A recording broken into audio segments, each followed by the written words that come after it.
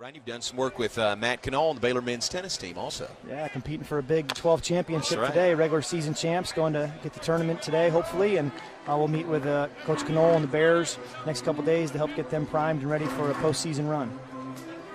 Well, Brian, it's not uncommon to see that the teams that you work with often excel. I know you've worked with TCU in the past. You've worked with a number of clubs, Cal State Fullerton. But seemingly that the mental edge that your processes provide are really important and provide a winning formula for a lot of teams.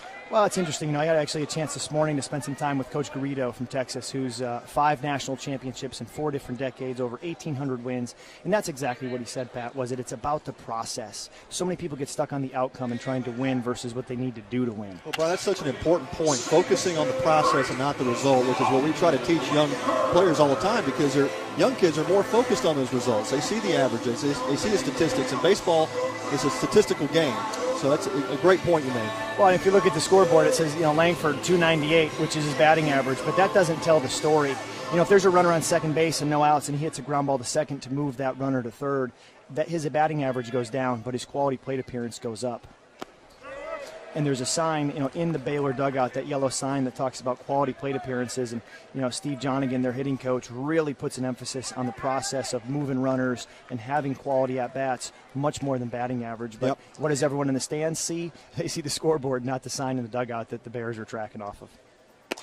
Well, so not only do you train a new process, you actually train a new measurement system.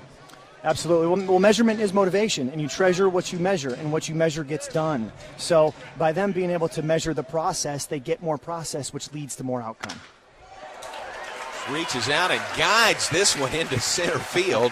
Langford is 2 for 2 on the day. The Bears have a 2-out base runner in the bottom of the Pat, everyone thinks that when you get to 2 strikes, the pitcher has the advantage. And what we teach the Baylor hitters is that when it gets to 2 strikes, now he thinks he's that close to getting you, and he may make a mistake because he just doesn't want to walk you, and then he's got you to 2 strikes. So get ready to get your mistake pitch. That's a reframe. It's a different way of thinking about it. I love it. Cal Tui, one of the seniors recognized before the game today. Brian, I'm interested on a senior day. How much can that benefit, these guys or everybody else wanting to play well for the seniors on a senior day? I actually think it goes in the other direction. Is I think that it can cause you to press too much, try to do too much to impress your family, or to try to go out on a high note instead of just doing what you do every day and what got you here. And that's the conversation that we had with the seniors before the game was, hey, it's senior day, your family's here, there's going to be flowers, there's going to be teased hair, there's going to be pictures. Let's just go out and do what we do and play Baylor baseball. So maybe take a deeper breath, stick with that final thought, stick with your routine, and just let the game come to you and really just try to enjoy it. But they should be enjoying it every day because it's such a great game. Great point. And 1 count on Tui, a throw over to first. Is there a website we could direct people to? That'd be fantastic, yeah. It's just myname.com, Brian Cain, BrianCain.com. If there's any Twitter followers out there, it's at Brian Cain Peak. And, I have a free newsletter on my website where I put something out once a week just to kind of keep people doing a lot, not a lot, a little, and try to just give them little bits of information each week. If there's any coaches out there or just fans of the game looking to understand a little more about the mental game, that newsletter would be a tremendous source, I think, of information for them to continue to grow that side of their coaching repertoire. He wants to count on Tui at the plate. I would think Coach Smith would be one that would really be receptive to what you have to offer. There's a liner into right field. That's a base hit for Tui. Langford around first. He will pull into third without drawing a throw. The Bears have runners on the corners. Well, and it's interesting talking with Coach Smith, before the game. This is the first time, I said, hey, this is the first time I've ever been in a dugout where the head coach, his son is pitching. So how do you handle that emotion from a head coach standpoint? And he says it's the same way that the players handle it. I take a deep breath. I have to check in on myself. If I get out of control emotionally because it's my son who's pitching, I may make a mistake. So I've got to really try to separate the personal and the professional and just play the game. And what Steve has done such a beautiful job of is, he's got who's really running the offense, and Trevor who's calling pitches, and Steve has really embraced being the mental conditioning coach for the Baylor Bears, and he's the motivator. You know, he's the father, he's the godfather, and he runs the whole ship so beautifully that they've really taken on that personality, I think, of him, and have a lot of fun. Really, really high energy, fun team to be around. I think that starts with him, no question. Well, the mental, emotional part of the game, Brian, as we've talked about, is so important, and I think anything you can do to gain an edge in that area, you're just going to make you a better ball player. But what is the kind of the one thing you take the most pride in and what Baylor has learned from you this year? Yeah, I think what I take most pride in from what Baylor has learned, and it's been a 3-year process now, is really just having a process of training the mind and having a process of doing a lot, not a lot, a little. And if you look at the signs in the dugout, a lot of teams in the country, they're the same signs. Whether they're the same signs every day and they're not talked about every day, that's just wallpaper. But he changes them. Coach Smith talks about them every day. He uses them in the pregame meeting. And it really, I think, sets the tone for that mindset of what they're trying to achieve and going to compete with on that day. So just the way that he has been able to run the ship and run the mental conditioning process has been beautiful. And that's kind of what makes me so proud, is that they've been able to take it and run with it. And it's not my program, it's their program. Well, they've absolutely taken ownership of it. I love the signs. And I love how the players execute it, too. You can hear them from a dugout, all calling pitches and doing the same things that you talk about, how important it is for the players to have high energy and stay involved in the game, even if you're on the bench. Well, it's even, if you look at another shot of in the dugout, there's a sign they have posted that says offensive dugout participation. And those are all verbals that everyone in the dugout will say when that situation in the game dictates. For example, pick at first base, everyone will say, back. If there's a ball hit to the right side and we're on defense and the pitcher's supposed to go over to cover, everyone says, get over.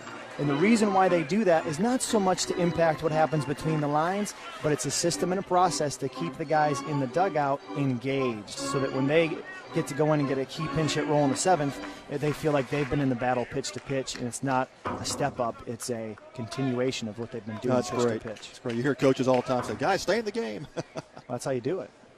2-2 pitch, lined over third into left field. That'll get Langford home. Orff is chugging for second base. He will beat the throw there. It's an RBI double by Nathan. We're interesting in the Friday night game.